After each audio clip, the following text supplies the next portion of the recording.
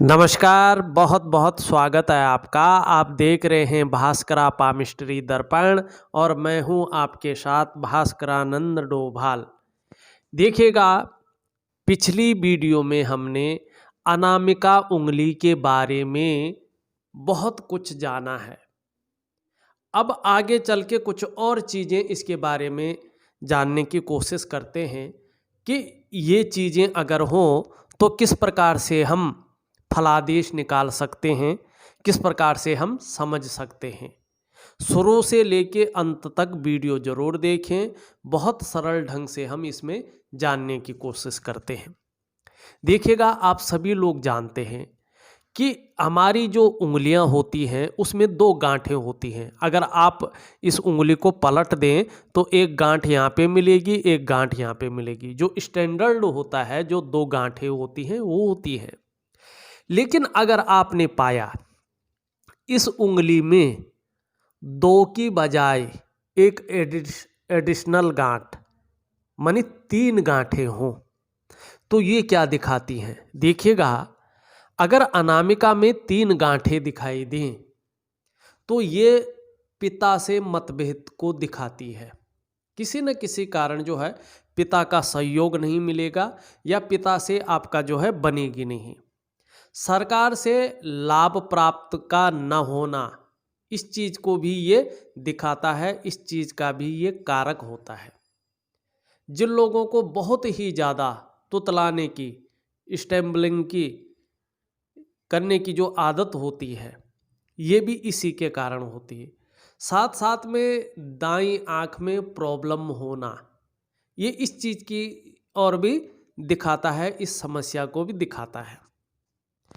अब आपने ठीक इसका उल्टा देखा कि आपकी हथेली में ये चीज़ें तो बनी हैं लेकिन गांठ एक ही दिखाई दे रही है, दो की जगह एक कम दिखाई दे रही है, तो इसे बहुत अच्छा माना जाता है।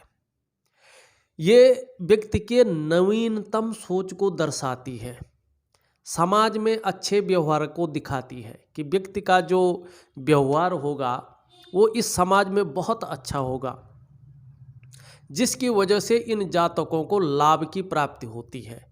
इनके सारे काम बड़े आसानी से होते हैं, यश और कीर्ति मिलती है, पहचान बनती है समाज में। अब आप देखेंगे, यदि अनामिका उंगली में जरा ध्यान से देखें वीडियो, आपने देखा होगा कई उंगलियों में जो है रेखाएं होती हैं इस तरह की, छोटी छोटी लेकिन स्पष्ट होती हैं। अगर ऐसी रेखाओं के बजाय आपको जो है इस प्रकार की जो है रेखाएं दिखाई दे, जिन्हें आड़ी रेखाएं कहती हैं, तो ये अच्छी नहीं मानी जाती हैं। इन्हें शत्रु रेखाएं भी कहा जाता है। ये कारक होती हैं जिन जातकों का अपने भाइयों के साथ बहुत ज़्यादा डिस्ट्रीब्यूट चलते हैं, किसी प्रकार का कोर्ट कचहरी डिस्ट्रीब्यूट में ये लोग फंस जाना, इस चीज़ को ये रेखाएं दिखाती हैं। ये शत्रु रेखाएं कहलाती हैं। किसी न किसी तरह से सम्मान की हानि होना, इस चीज़ को भी ये दिखाती है। किसी भी क्षेत्र में हो, ये इस चीज़ का कारक होती हैं। अब अगले पॉइंट पे हम चलते हैं। आपने देखा कि आपकी इस उंगली में, जिसको हम रिंग फिंगर कहते हैं, अनामिका उंगली कहते हैं, कहीं पे भी जो है इस प्रकार का गुणा का चिन्ह बना हो, कहीं पे भी इस उंगली में, तो देखिएगा जो गुणा का ये निशान होता है ना, इसे भी अच्छा नहीं माना जाता है। ये कारक होता है निराशावाद का, मान सम्मान की हानि होने की हमेशा संभावना बनी रहती है। दाईं आंख में नेत्र क्षमता का कम हो जाना, इस चीज़ को भी ये दिखाता है। कुल मिला के बात करें, ये असफलता की ओर, निराशावाद की ओर, मान सम्मान में हानि होने की संभावना की ओर, दाएं नेत्र में जो है उसकी क्षमता को कम करने की ओर, इस संभावना को बहुत ज़्यादा बताता है और इसकी संभावना ज़्यादा रहती है। लेकिन इसके ठीक उलट ये अनामिका उंगली में कहीं भी आप देखेंगे इस तरह से जो है त्रिकोण बना है, अच्छा बनता है, यहाँ पे बन नहीं पा रहा है तो कोई बात नहीं, इस प्रकार से त्रिकोण बना है। इसे बहुत सुंदर और बहुत अच्छा साइन माना जाता है। ये से जो जातक होते हैं ये शिक्षा में काफ़ी उच्च होते हैं। सॉरी, क्वालिफिकेशन भी उच्च होती है, उच्च कोटि के ऐसे लोगों को समाज में मान सम्मान अच्छा मिलता है। साथ ही साथ ज़्यादातर इन जातकों की जो लेखन क्रिया है वो बहुत ही अच्छी होती है। कुल मिला के बात करें, यश, कीर्ति, पढ़ाई में अच्छा करना, करियर में टॉप में पहुंचना, बहुत अच्छा करना, अच्छी शिक्षा प्राप्त करना, अच्छी क्वालिफिकेशन प्राप्त करना, समाज में मान सम्मान बनना, इन सारी चीज़ों का ये द्योतक होता है। ठीक है ना। अब हमने देखा कि इस उंगली में कहीं पे भी आप देखोगे इस प्रकार की रेखाएं हैं और कुछ आड़ी रेखाएं इसको काट रही हैं और यहाँ पे ग्रिल बन रहा है जिसको हम कहते हैं जाल। इसे भी अच्छा नहीं माना जाता है, ये अच्छा चिन्ह नहीं है, चाहे कहीं पे भी बने। लेकिन यहाँ पे अनामिका उंगली की बात हो रही। ये कारक होता है कन्फ्यूजन का। किस प्रकार से कारक होता कन्फ्यूजन का? Yes yes yes, no no no, मानी हाँ ना हाँ ना हाँ ना। ठीक है ना।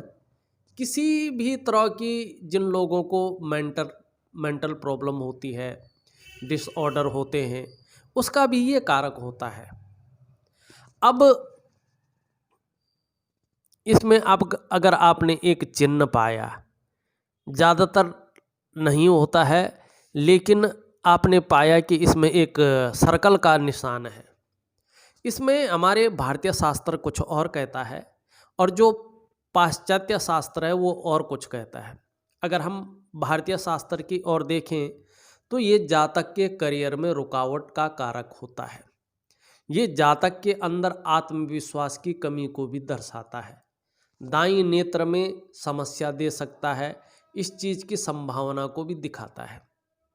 लेकिन अगर पाश्चात्य को देखें, वो लोग कहते हैं कि ये पॉपुलरिटी का जो है साइन है।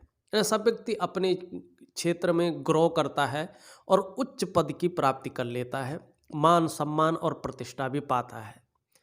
तो ऐसे में आप लोगों को चाहिए कि आप लोग प्रैक्टिकल रूप से किसी की हथेली में देखें और उसका जो है विश्लेषण अपने तरीके से करें कि कौन सी चीज़ फिट बैठती है और उसी के अनुसार, ठीक है ना, उसी के अनुसार इस चीज़ का फलादेश करें।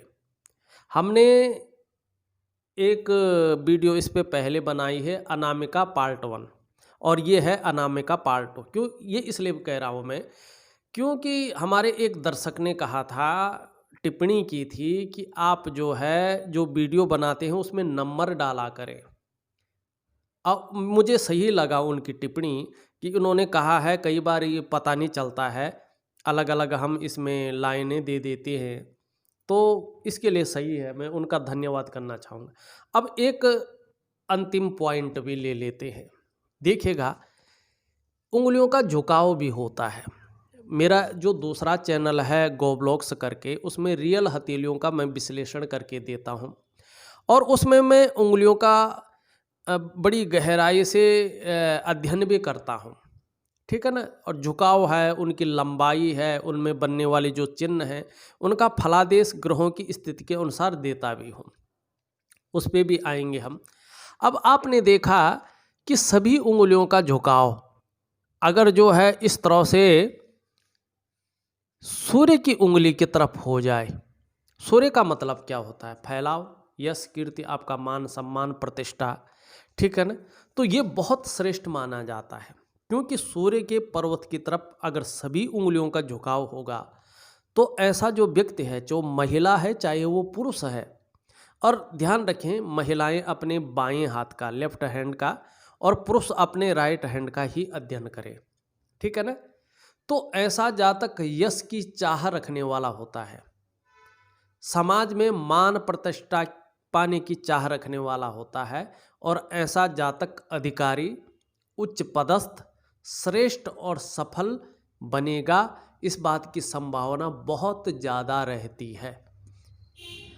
अब हमने इस हथेली का, इस उंगली का पूर्ण अध्ययन कर लिया है। ठीक है ना। अब अंत में आप लोगों से एक सपोर्ट चाहता हूँ। अगर आप लोग इसको सही से समझ पा रहे हैं, जो हमारा ध्येय है, जो हमारी कोशिश है, तो इस वीडियो को लाइक ज़रूर करिएगा और अपने इष्ट मित्रों को शेयर ज़रूर कर लेगा। और जिन लोगों ने अभी तक इस चैनल को सब्सक्राइब नहीं किया है, तो जब ये वीडियो चल रही है इसके नीचे रेड कलर में सब्सक्राइब लिखा होगा, वो उस बटन को दबा दें, साथ में घंटे का आइकन होगा उसको भी दबा लें, ऑल कर लें, क्योंकि जब भी मैं कोई नई वीडियो, वैसे तो प्रत्येक दिन डालने की कोशिश करता हूँ, इस चैनल में डालूँगा तो उसका नोटिफिकेशन आपको चला जाएगा। आप अपने समय के अनुसार उसको देख सकते हैं, उसका भरपूर लाभ ले सकते हैं। जिन लोगों ने पहले ही सब्सक्राइब कर रखा है वो दोबारा ना करें, क्योंकि उससे अनसब्सक्राइब हो जाते हैं। कई लोग करते हैं तो सब्सक्राइबर हट जाते हैं, तो ऐसा ना करें। उम्मीद करता हूँ आप लोग इसमें बहुत कुछ सीख रहे होंगे और आप लोगों को इसका नॉलेज भी मिल रहा होगा। आपका बहुत बहुत धन्यवाद।